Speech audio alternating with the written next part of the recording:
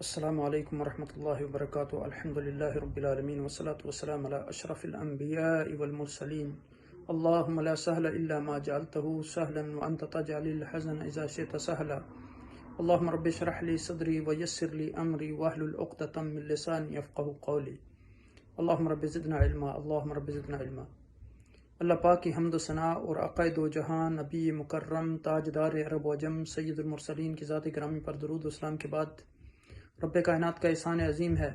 کہ ایک مرتبہ پھر ہم قرآن کی اس مجلس میں حاضر ہیں تاکہ قرآن کو صحیح طریقے سے پڑھ سکیں، صحیح طریقے سے سمجھ سکیں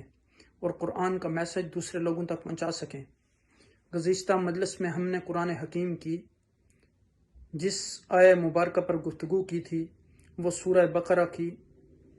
آیت نمبر 70 تھی۔ تو آج انشاءاللہ ہم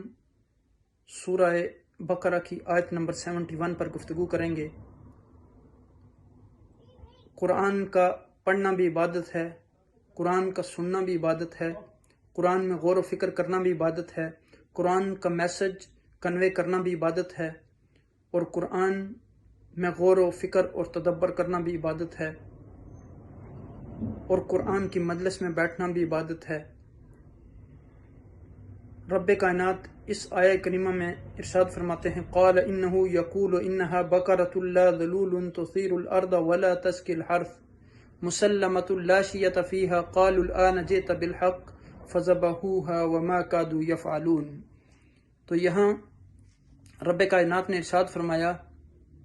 قال، تو موسیٰ علیہ السلام نے کہا انہ بے شک، یقول اللہ سبحانہ وتعالیٰ کہتے ہیں انہا بقرۃ لا ذلول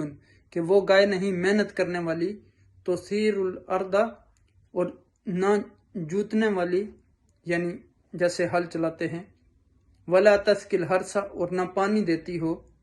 مسلمۃ لا شیۃ اور بے عیب اس میں کوئی داغ نہ ہو، قالوا الآن جئت بالحق بولے اب تو لایا ٹھیک بات، فذبحوها پھر اس کو ذبح کیا یعنی گائے کو، ما کادوا یفعلون اور نہ لگتے تھے کہ ایسا کر لیں گے۔ یعنی موسیٰ علیہ السلام نے کہا کہ کیونکہ انہوں نے کوسچن کیا تھا موسیٰ علیہ السلام کو، تو موسیٰ علیہ السلام نے کہا کہ اللہ سبحانہ تعالیٰ کہتے ہیں کہ وہ گائے جو ہو وہ نہ تو ہل چلانے والی ہو، نہ پانی دینے والی ہو یعنی کھیتوں میں، اور نہ اس کے اوپر کوئی کسی قسم کا داغ ہو یعنی ہر ڈیفیکٹ سے وہ محفوظ ہو، کوئی کسی قسم کی پرابلم نہ ہو۔ تو اب انہوں نے موسیٰ علیہ السلام سے کہا کہ اب آپ جو ہے وہ حق بات کو لائیں ہمارے لیے، اور پھر انہوں نے گائے کو ذبح کیا۔ تو اللہ سبحانہ تعالیٰ یہاں ارشاد فرماتے ہیں کہ وہ گائے کو ذبح کرنے والے نہیں تھے۔ گزشتہ یعنی آیات میں مسلسل یہ واقعہ بیان ہو رہا ہے کہ بنی اسرائیل کو ایک سادہ سا حکم دیا گیا تھا کہ وَإِذْ قَالَ مُوسَىٰ لِقَوْمِهِ إِنَّ اللَّهَ يَأْمُرُكُمْ أَن تَذْبَحُوا بَقَرَةً قَالُوا أَتَتَّخِذُونَا هُزُوًا قَالَ أَعُوذُ بِاللَّهِ أَنْ أَكُونَ مِنَ الْجَاهِلِينَ کہ موسیٰ علیہ السلام نے کہا کہ اللہ سبحانہ تعالیٰ نے آپ کو حکم دیا گائے کو ذبح کر لو، تو انہوں نے کہا کہ کیا آپ ہمارے ساتھ مذاق کر رہے ہیں؟ نعوذ باللہ۔ تو انہوں نے کہا کہ میں اللہ کی پناہ مانگتا ہوں کہ میں جاہل لوگوں میں سے ہو جاؤں۔ پھر اس کے بعد انہوں نے کہا ما ہیا، پھر جب ان کو بتایا گیا کہ لا فارد ولا بکر اوان بین ذلک ففعلوا ما تؤمرون یعنی نہ بہت زیادہ بوڑھی ہو نہ بہت زیادہ جوان ہو، درمیانی عمر کی ہو، تو موسیٰ علیہ السلام نے کہا کہ اب کر گزرو، اللہ سبحانہ تعالیٰ نے تمہیں بتا دیا۔ پھر انہوں نے کہا کہ ما لونھا، اس کا کلر کیا ہے، تو پھر کلر بھی بتا دیا کہ بقرۃ صفراء، تو لا فارد ولا بکر، اور بقرۃ صفراء فاقع لونھا تسر الناظرین کہ پیلے رنگ کی ہو جس کا برائٹ کلر ہو اور دیکھنے والوں کو بلی معلوم ہو، اچھی لگے۔